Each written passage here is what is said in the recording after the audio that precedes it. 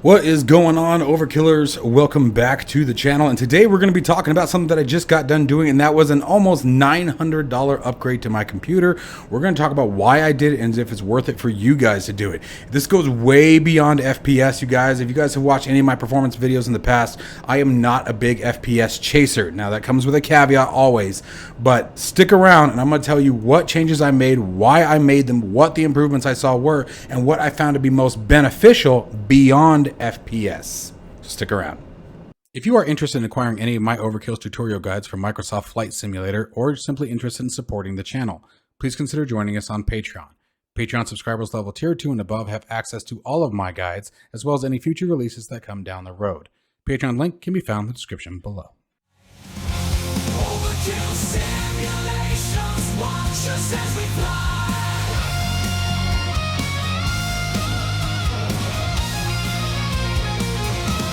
Overkill simulations, the thrill will never die.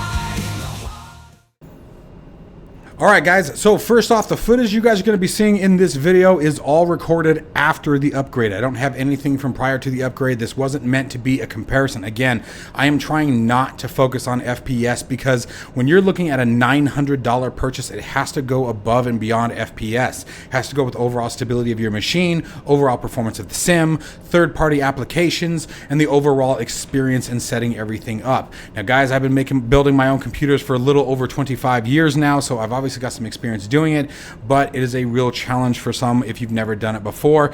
I will tell you this right off the bat: if you are afraid to build your own machine, if you think that it's too complicated, you're too scared of breaking things, guys, I'm telling you, watch YouTube videos, follow them step by step. It is far simpler than you think it is, and much cheaper than building a or than buying a pre-built machine. The nice thing about custom built machines is you don't get all the bloatware that comes with any kind of pre-built machines, whether it be Best Buy, anywhere else, where they all put their bloatware machines or softwares on it that really slow things down and can be a pain in the ass to deal with. Yes, I said that, sorry for the French. The other thing about it is it gives you the option, if you take the time and do the research, to really customize it and build the machine that you want that's going to give you the performance you want. We're going to be talking about some of the hardware that I picked up today and why I picked that hardware up. I will have that hardware list displayed as far as what I have now. Down in the description below, it will be updated. So first, let's talk about what I had before and why I updated. So first, before we were running the Ryzen 9 3900 XT. It's almost a 3-year-old processor at this point now, but it ran pretty good for a very long time, and it certainly held its weight. It's still a good processor. It was giving me a couple of issues there at the end. I was having some goofy overheating things, but I really don't think it was the processor. I think that actually led to the cooler. It was time to replace it. I also found when I lifted it up that the thermal paste between the cooler and the processor had gotten pretty cracked, so I think I might have gotten a bad round of thermal paste as well. That was probably allowing extra heat to sit rather than dissipate out. So that probably actually could have been resolved knowing what I know now. But moving forward, I also had 64 gigs of DDR4. I think it was PC 32 or 3600. So it wasn't particularly fast RAM either. And then the motherboard, I'm not going to worry about, guys. The new processor that we went to now, we're running the Ryzen 9 7900 X3D. We are running obviously a supported board. I think it is the Gigabyte XB570, I think is what it is. And then right now we have 32 gigs of G.Skill DDR5 6000. Okay, so we're running a much faster RAM, a much faster processor, and a updated motherboard. I don't know if I'm going to call it better yet. It's only been about a week. So let's talk about what I look for in, or what I have found in my process thus far compared to what I had. So what I had before, the biggest thing that honestly that I noticed with my 3900 XT that was the real killer was VR. I was constantly limited by main thread. For those of you who don't know, when you bring up the FPS count, you guys can see, I think here, either here or here. But when you guys look at it there, the top line will say, even now it's all in yellow, it's not red anymore, but it says limited by main thread. What that means is that your processor is not relaying information to the graphics card fast enough. So basically your graphics card's sitting here doing this. Okay, waiting for the processor. It has extra overhead, and the processor is the problem. Okay, if it was your GPU that was the problem, it would say limited by GPU. So in our case, it was the processor. The processor just couldn't keep up. So what have I noticed right out of the gate? Even though that you guys are seeing right here, again, hopefully on this side, you guys are seeing the limited by main thread still, but it's not in red anymore, meaning that the information is still being brought fast enough where the biggest thing that has been eliminated for me of all the tricks, all the hacks, everything that we've done over the years of trying to get Microsoft Flight Simulator to run smooth, this was the one that did it for me. I get almost zero stuttering anymore, no matter where I am.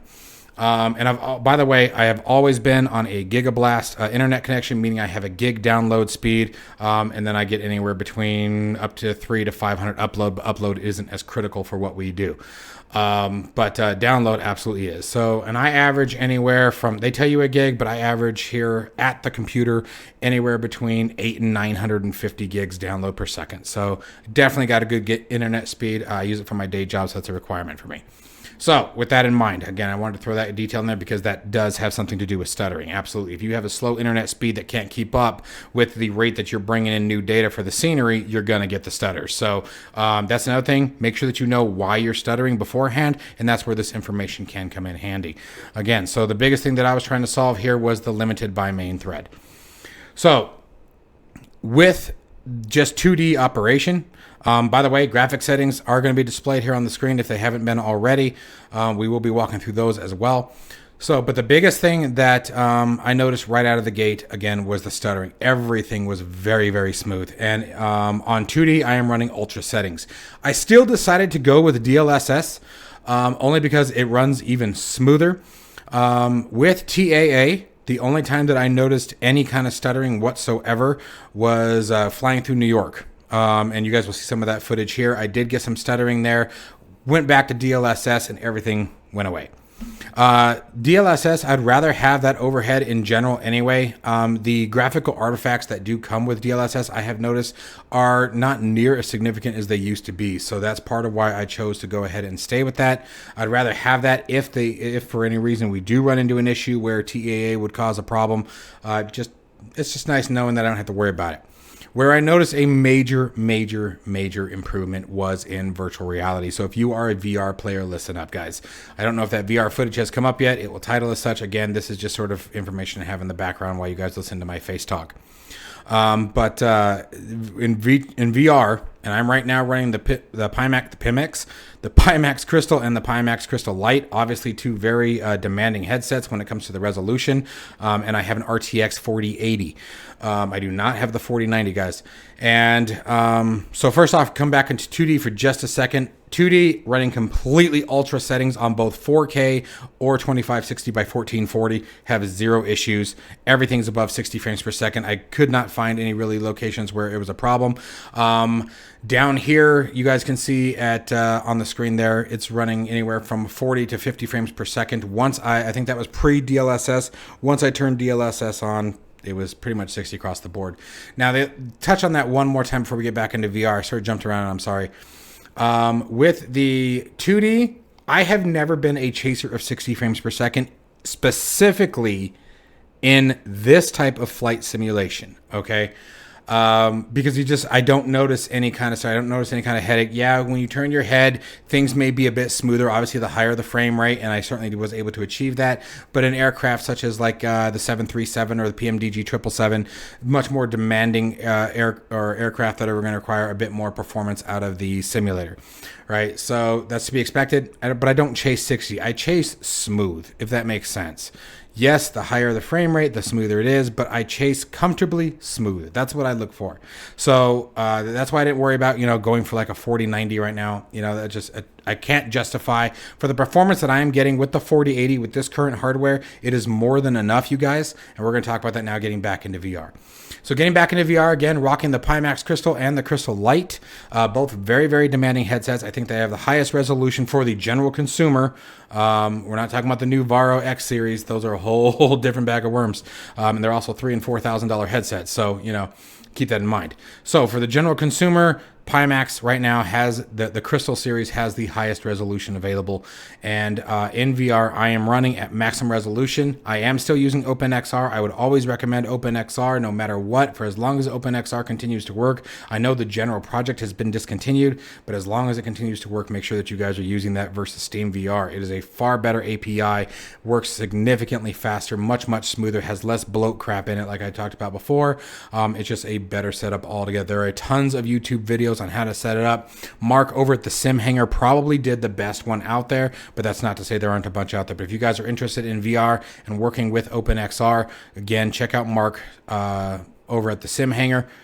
Perfect tutorial. He walks you through step by step, which is why I did not do one myself. It just wasn't necessary. His was so spectacular. I'd rather encourage you guys to go check out his channel. So anyway, I digress on there a little bit. So moving forward, back to the Crystal. Default resolution. So I am running its native resolution, you guys. I actually don't remember what it is off the top of my head, but I'll try to remember to put it here on the screen. What's our timestamp here? There we go. All right. So with the Crystal, anywhere, again, this is with DLSS. Keep that in mind. Crystal, in the Crystal software settings, I do have smart smoothing enabled, and I do have the frame rate set to 90 frames per second. And DLSS is enabled inside the simulator, and I'm rocking a solid, if not higher, 45 frames per second, anywhere between 45 and 52 frames per second on average, dependent on the aircraft. TBM 850 that you guys saw in the beginning of the video, it was in VR, I was rocking right around 45, pretty much locked at it, but get down to like a Cessna 172 or the 152 from JP Logistics, and I was up in the 50 and 60 frames per second in virtual reality, native resolution. Now, obviously scenery still going to take place in that, but the bottom line that I'm trying to get to here is that it was a completely different VR experience than anything I've ever had before. So the justification for the purchase, right? $900, you guys, in order to move to the AM5 socket. Yes, there are BIOS updates that you can do that will allow you to run AM5. Oh, wait, no, that's not true. Sorry, I'm thinking of the 3D series from 5800. So, excuse me. The AM5 socket required a new motherboard, and then obviously the DDR5 RAM. So, between the RAM, the motherboard, the processor I picked up on Amazon for about $420. Again, I had that information up on the screen at some point on all of my hardware. But absolutely worth it. Absolutely worth it. If you are looking for a significantly more enjoyable experience without breaking the bank. Again, that was not a cheap purchase, right? $900, that doesn't just come by. I will say that I'm not rich by any means, you guys. I am a single dad of 3. I work basically 3 jobs. I have the day job, YouTube, and Patreon. So like I'm not rich, guys. So it took some time. I had to save up for it. I had to build for it, and but it was worth it. And even the day that I pulled the trigger, I was like doing one of these like, do I really, is this the right week for this? You know, is this the right paycheck? Anyway, I digress again. Sorry. If you are like that in the same similar situation, I recommend piecemeal it, right? Buy the motherboard one check, buy the RAM, buy the processor last. If you're going to do it like that is my tip. And the reason why I say it is because once you buy the processor, once you know you have the meat and potatoes right there, you're going to want to get everything else. And, you know, if you're like me, you're going to be an idiot and, you know, spend it when you shouldn't. Anyway, but absolutely worth the upgrade, you guys. It's been night and day difference, and the performance and the computer all around. And this is where I was talking about earlier, that it goes so much further than just sticking with FPS. It's so much more important to look at everything else when you look at spending that kind of money. For those of you who are interested, if you guys are still watching DCS World, huge improvement. DCS and again VR specifically, I almost exclusively fly DCS in VR. I can't remember the last time I was in DCS in 2D. Like DCS, and I think it has something to do that so much of those things are the single seat cockpits, you know, where you got everything, like just the immersion is significantly more intense in my opinion. Now that is an FPS chaser because, you know, where Microsoft Flight Simulator separates from DCS World is DCS World, you're in high speed, you're out doing the fast maneuvers, you're getting down low and dirty, you're scraping the treetops at times, you know, so the FPS is required, right? So you got to get the FPS up there. And again, they also support DLSS now, and they support OpenXR natively, meaning that you don't have to install anything outside of DCS. If you set DCS to VR, it will automatically use the OpenXR API. So go DCS. Microsoft, pick that up. Or just, I don't know, build your own that doesn't have all the bloatware crap that actually works right. Hey, watch out. Did he say that on camera? Anyways, so for those of you who are interested, DCS was a massive update in virtual reality. Or improvement, excuse me, not update. It was mind blowing. By the way, guys, we're going to be bringing DCS World back to the channel here in a very big way. We're going to have a lot more digital combat simulator coming to the channel here over the coming weeks. We're going to be rebooting some of the tutorials. A lot of the aircraft have changed. We're going to be doing some missions, get back into bombing and blowing things up, you guys. I will say this, that Microsoft Flight Simulator will still is and always will be at this point the primary content of this channel, but I really do like the idea of being able to branch out and keep it as flight simulation. You guys know every now and then I break out into, you know, a survival sim and things like that, but I miss DCS. If you guys have, you know, even if you've never been into it, you know, if you guys are interested, I would recommend giving DCS a shot. It's a really intense learning curve, and there's a lot to it. Anyway, this isn't DCS advertisement. So those are my thoughts on the new build. And so my thoughts to, or my recommendations to you guys, if you are interested in doing an upgrade to your machine, justify it, right? Make sure that you guys really do the math, really think about what the impact is going to be on the wallet and what the cost to benefit is. For me, the real big change was the processor itself. My 3900 XT was a really good processor. I'm probably going to build a second machine, you know, dedicated to, you know, my day job or something like that with it. Maybe a rendering machine, something like that. I still have a 3080 in the closet that I could use. So I'm not putting it to bed, but it was a very good processor, but definitely the times have shown.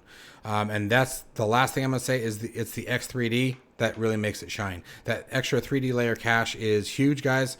If you're interested in learning more about that, I recommend Googling what is 3D layer cache from Ryzen. And so you can understand it is specifically, it primarily impacts gaming, right? And for this, in purposes of this video, this is gaming. Okay, so Microsoft Flight Simulator, DCS World, any of your simulations, they're going to take advantage of that 3D layer cache. So check it out, you guys. It is a huge deal. Ryzen really is shining very, very brightly with this new upgrade. I'm very, very impressed with it. I almost went back to Team Blue and decided to go with the 7900 instead, and I'm very, very, very pleased with it. So I hope this video gives you guys something to think about other than just FPS, but more of stability and consistency, I think was the biggest thing that I got from this new update. All my simulators now and my machine in general is very, very consistent. I'm not having to, and by the way, even in VR, I put the graphic settings up there. I know I did at some point. But just to be clear, I think I kicked it down to high. That was about as low as I went. It's still very, very good settings for virtual reality, and it's, again, given the demand of the Pimax Crystal series of headsets, I couldn't be happier with it right now. It's really, really phenomenal. I'm really, really impressed.